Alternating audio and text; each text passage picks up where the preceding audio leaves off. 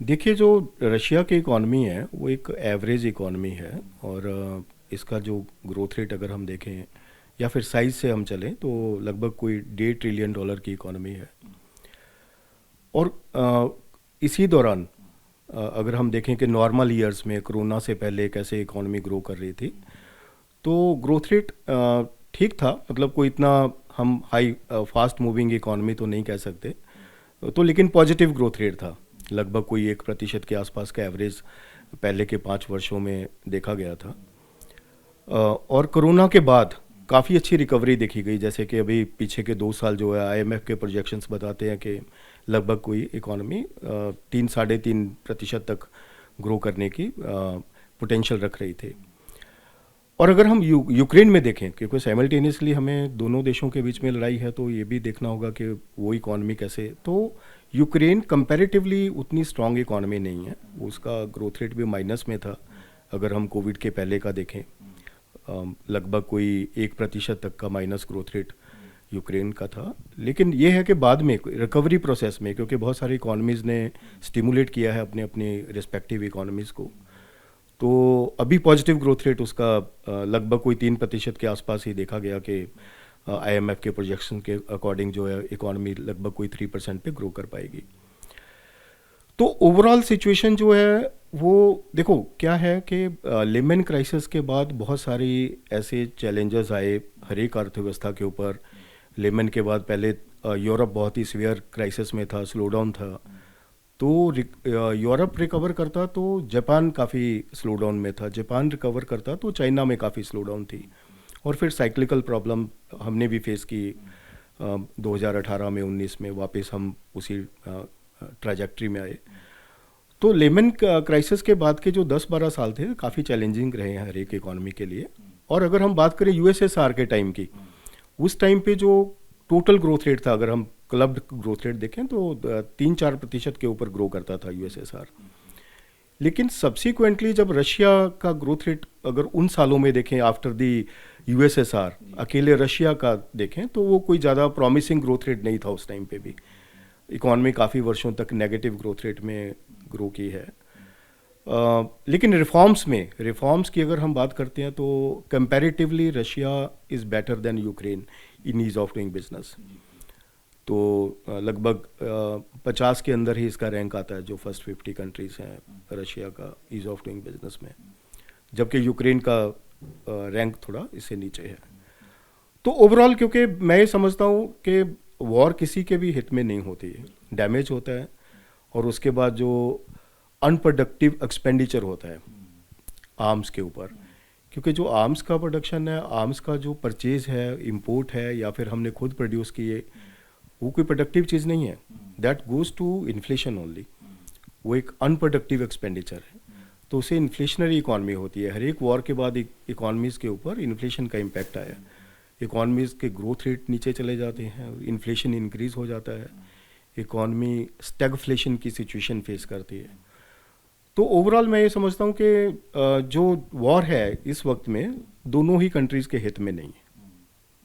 Damage जो हो रहा है वो आने वाले टाइम में impacted growth rate, fragile growth rate, एक तो जो डर का माहौल होता है, कॉन्फिडेंस जो होता है वो ख़त्म हो जाता है।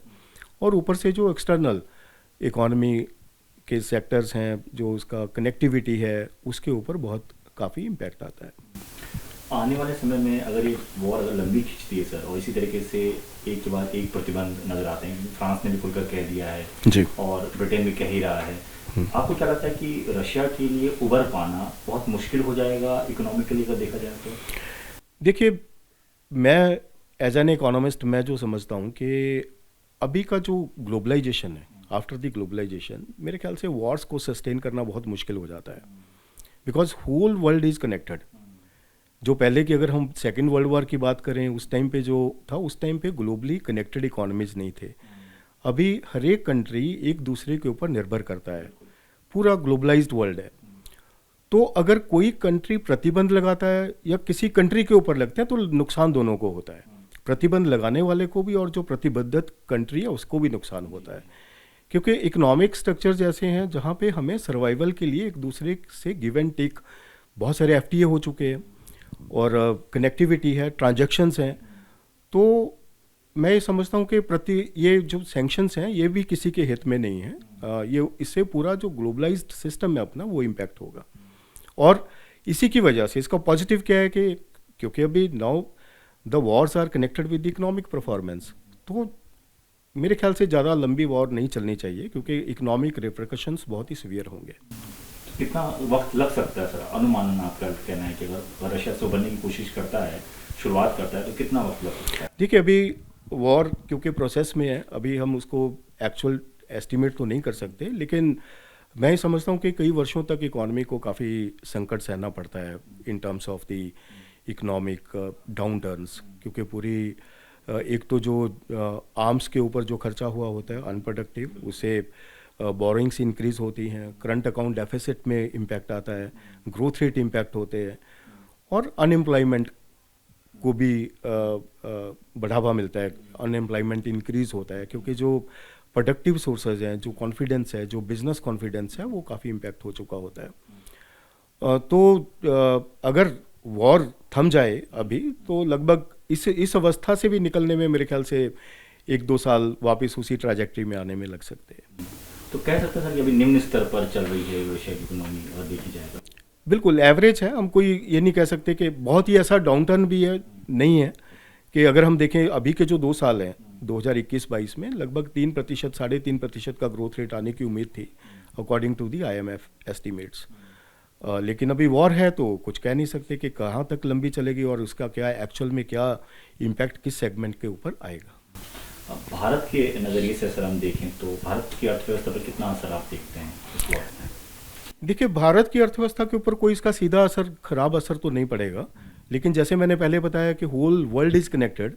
जब पूरे वर्ल्ड में कहीं पे भी कुछ ऐसी प्रॉब्लम आती है, ट्रबल होती है, जियोपॉलिटिकल टेंशन आती है, तो उसके जो इफेक्ट है, जो कंटेंजियन इफेक्ट है, तो वो हर एक अर्थव्यवस्था, जो भी प्रोग्रेसिव अर्थव्यवस्था, उसके ऊपर आता है। लेकिन इस जंक्चर पे मैं ऐसा कुछ नहीं देखता हूँ कि कोई इसका नेगेटिव असर अभी हमें देखने को मिला है या मिलेगा। ये ज़रूर है कि करेंसी के ऊपर इम्पैक्ट आता है, जो हमारा एक्सचेंज रेट है उसके ऊपर इम्पैक्ट आता है, क्योंकि पूरा ग्लोबल जो ट्रांजैक्शंस हैं वो इम्पैक्ट होती है। लेकिन अगर हम हमारी स्ट्रेंथ देखें तो we are the fastest moving economy in the world economic system at this juncture.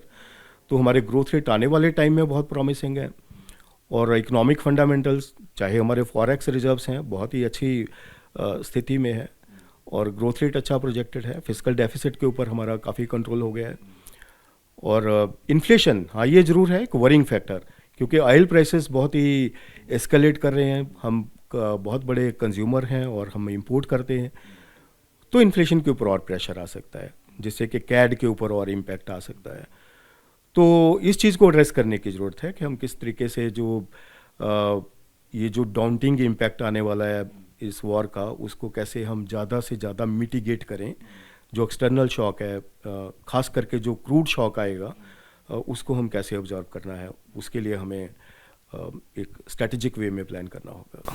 Sir आखिरी सवाल, जिस तरीके से प्रतिबंध बाकी देश लगा रहे हैं, क्या लगता है इस इकोनॉमिक रिस्ट्रिक्शन की वजह से क्या रूस को झुकना पड़ सकता है? ऐसा भी देखने को मिल सकता है, क्योंकि ये भी एक बड़ा फैक्टर होता है। देखिए, जब भी कोई वॉर होती है तो उससे पहले जो कोई भी व्यक्ति या कंट्री सबसे पहले अपनी इकोनॉमिक सिचुएशन को असेस करता है जब भी किसी वॉर में एंटर करने से पहले।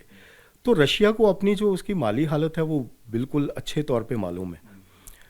तो मैं इस जंक्चर पे नहीं समझता कि ये कोई उसके लिए जो जिस पर्पज़ के लिए वॉर किया गया उसके लिए इकोनॉमिक चैलेंज है, कोई अभी कोई मेजर एक चैलेंज बनेगा, क्योंकि कंट्री को खुद अपनी स्थिति का पता है।